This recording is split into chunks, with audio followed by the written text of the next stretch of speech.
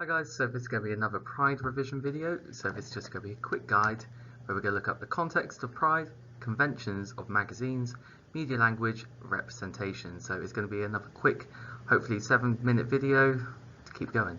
Let's get started. So Pride is a UK monthly women's lifestyle magazine that targets women of colour and different ethnicities. So this is quite a niche market, but it kind of works as it's the only one in that one. So it caters to that audience pretty much exclusively. It's been in publication since 1990 and has a readership of over 146,000. UK distribution by Comag, so it's part of the Condé Nast, which is a major publishing one. So they are kind of like a conglomerate which publish lots of different magazines. Its unique selling point is the only black media company that still remains in black British ownership, which is really important because often we have to think about how different products are made, who they're made by, and how that affects the target audience. For instance, when we were looking at other ones, such as Quality Street, it was made by men and was targeting everyone. That's why the representation of women was quite poor.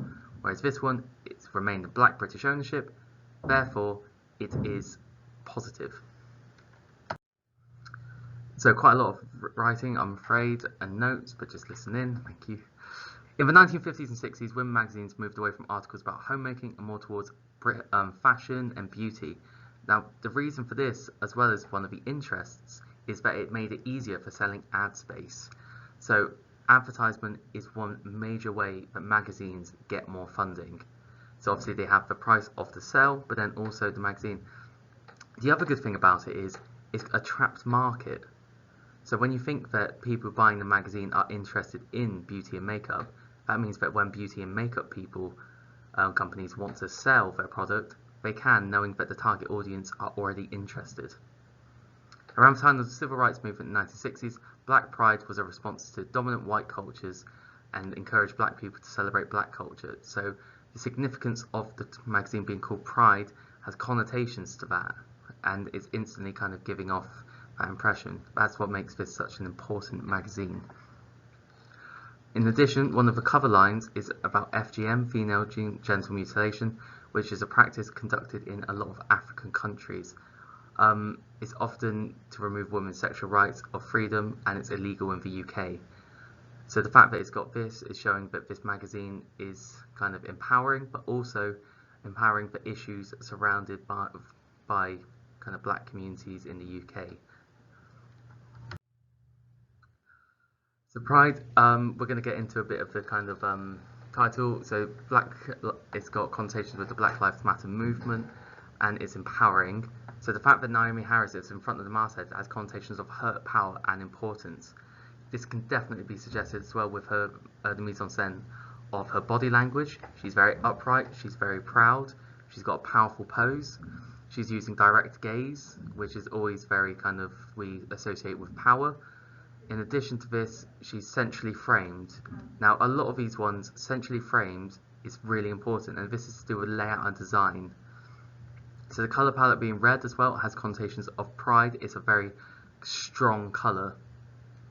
So that's what makes this particularly important as well. So this is a bit to do with the media language of the representation. So pride, the cover lines, assumptions, FGM. So this means that there is some expectation for the people who do Pride have on their audience. Hey, sorry, John, come in. If you go over there, I'm recording a video and I'll finish it. Sorry. I can edit it. Sorry. So the cover lines having an assumption on FGM suggests that the readership is going to be somewhat educated. The fact that it's Bond and Beyond is once again showing that there are connotations that she is more than just a Bond girl. So Bond girls are stereotypically over-sexualized and kind of facilitate Bond's misogynistic kind of characteristics. However, with this one, the fact that it's Bond and Beyond suggests that she's more than just a Bond girl.